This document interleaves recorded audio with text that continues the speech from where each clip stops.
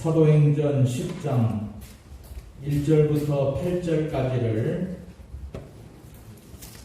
제가 봉독해 드리겠습니다. 사도행전 10장 1절부터 8절 말씀까지 봉독해 드리겠습니다. 가이사라에 고넬료라 하는 사람이 있으니 이달리아 부대라 하는 군대의 백부장이라. 그가 경건하여 온 집안과 더불어 하나님을 경외하며 백성을 많이 구제하고 하나님께 항상 기도하더니 하루는 제9시쯤 되어 환상 중에 밝히 보매 하나님의 사자가 들어와 이르되 고넬료야 하니 고넬료가 주목하여 보고 두려워 이르되 주여 무슨 일이시니까? 천사가 이르되 내 기도와 구제가 하나님 앞에 상달되어 기억하신 바가 되었으니 내가 지금 사람들을 욥바에 보내어 베드로라 하는 시몬을 청하라. 그는 무두장이 시몬의 집에 유숙하니 그 집은 해변에 있다 하더라. 마침 말하던 천사가 떠나매 고넬료가 집안 하인 둘과 부하 가운데 경건한 사람 하나를 불러 이 일을 다 이루고 욥바로 보내니라. 아멘. 8절 말씀까지를 봉독하였습니다. 오늘은 신앙의 1등 그런 제목으로 말씀을 드리도록 하겠습니다. 우리가 사는 이 경쟁 사회에서 1등을 한다는 것은 정말 힘들고 어려운 일입니다. 1등은 아무나 되는 것이 아닙니다. 1등이 되는 사람은 다른 사람들보다 피와 땀과 눈물을 많이 흘린 사람들의 결과물이기 때문입니다. 죽기 아니면 살기로 땀과 피를 흘릴 때에 1등이 만들어지는 것입니다. 제가 말하는 1등은 꼭 등수만을 말하는 것이 아니고 하나님께서 정말 축복할 수 있는 신앙의 깊이와 수준을 말하는 것입니다. 저는 간절하게 바라기를 하나님께서 축복하실 수 있는 1등 신앙이 우리 성도들이 다 되시기를 바라는 것입니다. 사람들은 누구나 1등을 원합니다. 그러나 1등이 되는 데 있어서 꼭 필요한 땀과 눈물과 피를 흘리기를 싫어합니다. 이유는 1등에 대한 절박함이 아직은 덜하기 때문이지요.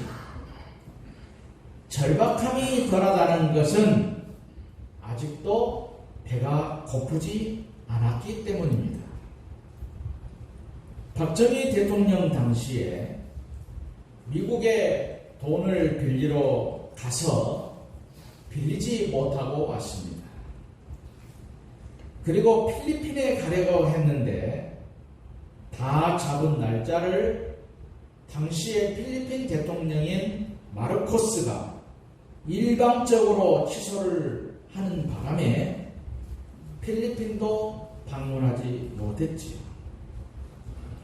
그때의 피눈물 나는 배고픈 간절함이 오늘의 한국이라는 경제 대국을 만들어냈다고 볼 수가 있습니다.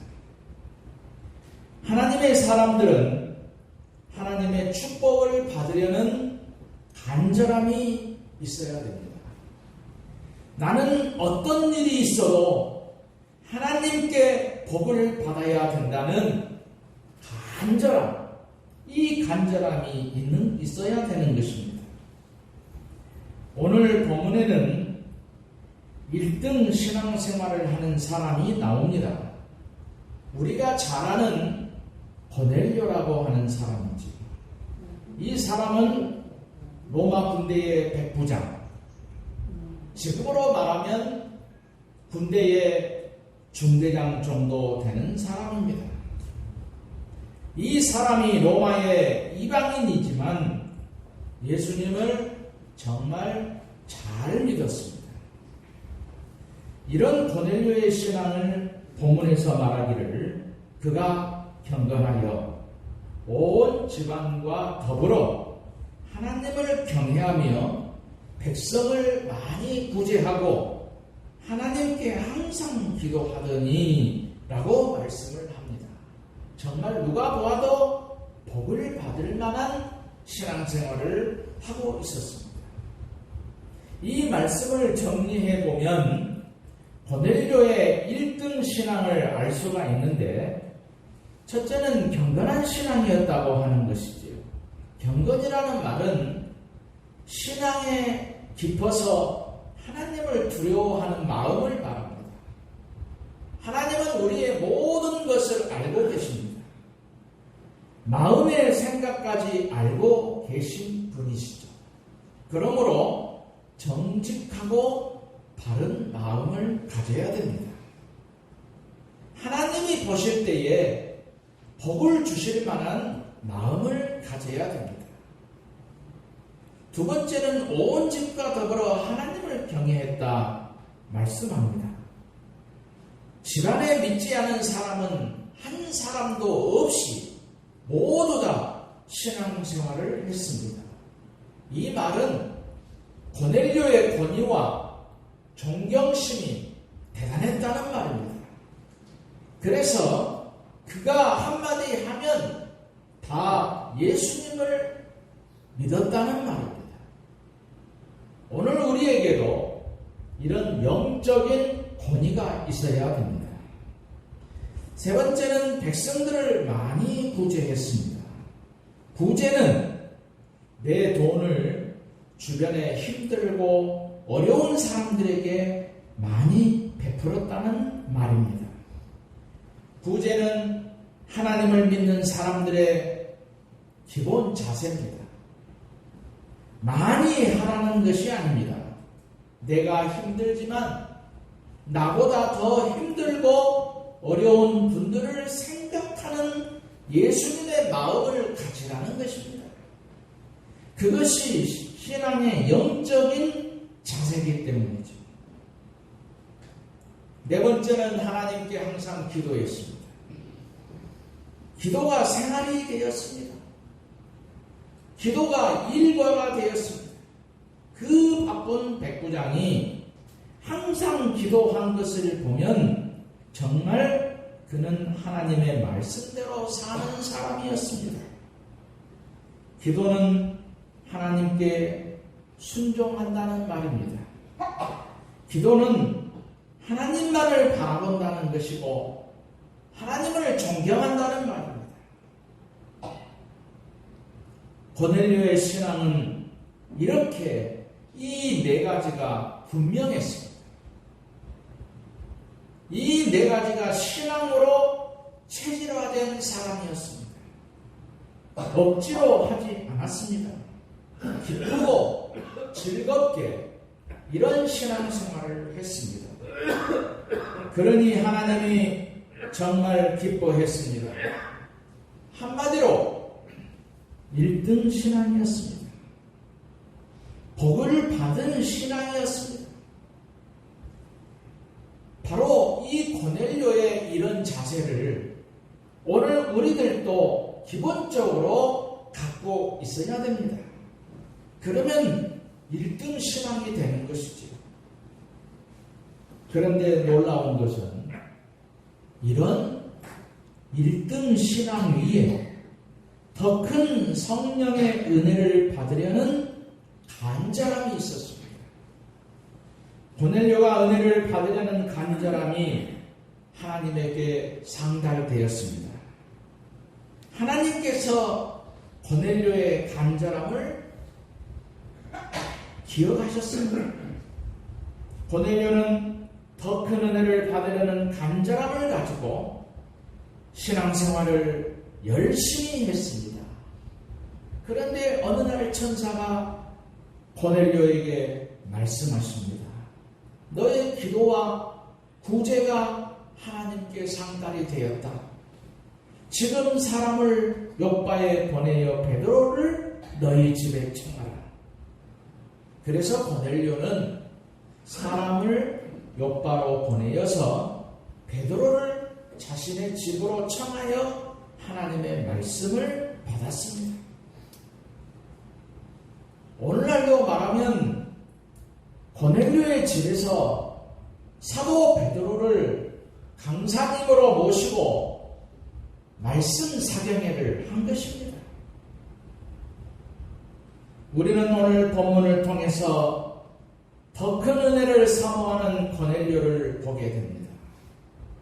그런데 놀라운 일이 일어났습니다. 얼마나 큰 은혜가 임하는지 성령으로 충만하게 은혜를 받은 것이지요. 이것을 성경은 이렇게 말씀하십니다. 베드로가 이 말을 할 때에 성령이 말씀을 듣는 모든 사람에게 내려오시니 베드로와 함께 온 할례받은 신자들이 이방인들에게도 성령 부어주심을 말미암아 놀라니 이는 방언을 말하며 하나님을 높임을 들으리라. 사도행전 10장 44절과 46절의 말씀입니다. 고넬료의 집에 임한 이런 영적인 사건들을 본 베드로가 마음의 생각이 바뀌게 되었습니다. 그 당시 베드로나 다른 사도들은 예수님을 믿는 것은 유대인들만 믿는 것으로 알았습니다. 그런데 놀랍게도 이방인들에게도 성령이 임하는 것을 보았습니다. 그래서 예수 믿는 것은 우리 유대인뿐만 아니라 모든 사람들이 믿어야 한다는 생각으로 변하게 된 것이지요. 이 사건을 베드로는 이렇게 말하고 있습니다. 사도행전 10장 34절과 35절에 베드로가 입을 열어 말하되 내가 참으로 하나님은 사람의 외모를 보지 아니하시고 각 나라 중 하나님을 경외하며 의를 행하는 사람은 다 받으시는 줄 깨달았도다. 이것은 너무나 대단한 일이었습니다. 십자가 복음이 유대인에게서 이방으로 뻗어나가는 순간이었기 때문입니다. 이방인 고넬료 한 사람으로 시작한 복음이 이제는 전 세계로 뻗어나가게 되는 계기가 된 것입니다. 우리가 정말 성령으로 충만해지면 한 가지 뚜렷한 일들이 나타나는데 그것은 다른 영혼에 대한 열정입니다. 지옥에 갈 영혼들의 그 대한 뜨거운 구원의 마음이 나도 모르게 생겨나는 것입니다. 오늘 우리가 성령으로 충만하다는 것은 다른 영혼의 구원에 대해서 뜨거움으로 연결이 되어야 되는 것입니다. 본문의 이방인들이 성령 충만했습니다. 그것은 하나님은 외모나 신분을 보지 않기 때문입니다. 오직 한 가지만 보십니다. 하나님을 경외하는 마음. 오직 그것만 보신다는 것이지. 성령으로 충만하게 바르게 믿는 믿음으로 사는 사람들만 하나님이 받으신다는 것입니다. 이 말은 신분이 어떠하든지 1등 신앙만 되기만 하면 하나님의 은혜를 주십니다. 절대로 거절하지 않으신다는 말씀입니다. 하나님은 세상 사람들처럼 학벌을 따지지 않고 신분을 따지지 않고 세상 사람들처럼 지역을 따지지 않습니다. 오직 얼마나 하나님을 사랑하는가만 보시는 것입니다. 그러므로 오늘 우리에게 정말 소중한 것은 은혜를 사모하는 마음입니다. 은혜를 사모하다 보니 기도하지 아니할 수가 없습니다. 은혜를 사모하다 보니 믿음으로 살지 않을 수가 없습니다. 은혜를 사모하다 보니 말씀을 등한히 할 수가 없습니다. 이런 사모하는 마음이 더욱 큰 하나님의 은혜 안으로 나 자신을 끌고 가는 것입니다. 그러면 두 번째로 1등 신앙으로 하나님을 사랑하는 방법이 무엇이겠습니까? 오직 한 가지입니다. 기도하여 성령으로 충만해지는 것입니다. 하나님의 영이신 성령으로 충만해지면 하나님이 살아계심을 알게 됩니다. 하나님의 전지전능하심을 믿게 됩니다. 그러면 열정적인 신앙생활이 자연스럽게 만들어지는 것입니다. 그리고 오직 하나님만을 사랑하게 됩니다. 이것은 하나님은 누구에게든지 공평하시기 때문입니다. 부자나 가난한 사람에게나 공평하십니다. 내가 1등 신앙만 가지고 있으면 언제든지 하나님의 복을 받을 사람이 된다는 말입니다. 내가 정말 기도의 사람이 되기만 하면 복 받을 사람이 된다는 말이죠. 내가 정말 말씀으로 사는 사람이 되기만 하면 복 받을 사람이 된다는 것입니다. 너무나 공평하신 하나님이십니다. 이 하나님의 기준은 오직 하나, 1등 신앙, 하나님의 은혜를 사모하는 신앙뿐입니다. 하나님을 사랑하는 신앙, 성령으로 충만한 것입니다. 1등 신앙만 된다면 하나님의 축복은 너무나 당연한 것이지요. 성경에 보면 1등 신앙의 주인공이 다윗입니다. 그가 1등이었던 것은 한 가지. 사람들은 자신이 사람들 앞에 어떤 모습으로 비춰질까를 먼저 생각하는데, 그래서 자신의 체면과 처지를 먼저 생각합니다. 그러나 다윗은 달랐습니다. 자신이 사람들보다 하나님 앞에 어떤 모습으로 비춰질까를 먼저 생각하는 신앙이었습니다. 이것이 1등 신앙의 모습입니다. 1등 신앙은 사람보다 하나님의 눈치를 먼저 살피는 신앙입니다. 주님을 기쁘시게 할 것이 먼저 무엇인가를 생각하는 것이죠. 다윗은 법궤를 모시면서 춤을 출 때에 미갈이 자기를 업신여고도 아랑곳하지 않았습니다. 다윗은 하나님의 임재하심만을 사모했습니다. 그래서 하나님 앞에서 어린아이처럼 힘을 다하여 춤을 추었습니다. 그의 영혼이 살아있었기 때문에 영적인 반응으로 춤을 춘 것입니다. 자신이 이스라엘 왕이라는 신분을 강조하지 않았습니다. 오히려 자기를 미천한 사람으로 여기었습니다. 하나님 앞에서 속살이 보여도 좋았습니다.